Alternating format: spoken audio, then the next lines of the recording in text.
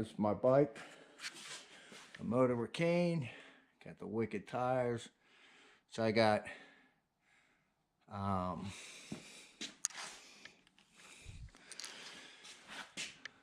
the brakes on the rear, brakes on in the front.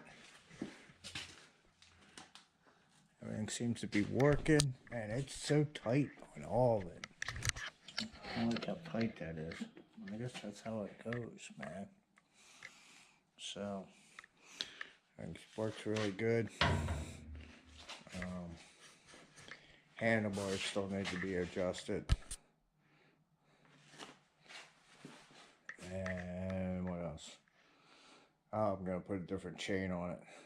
But that goes because of the motor.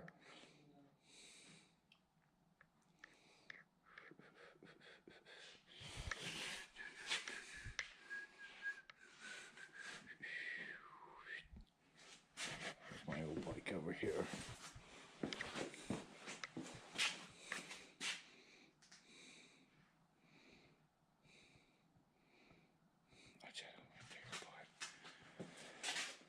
GoPro, stop recording.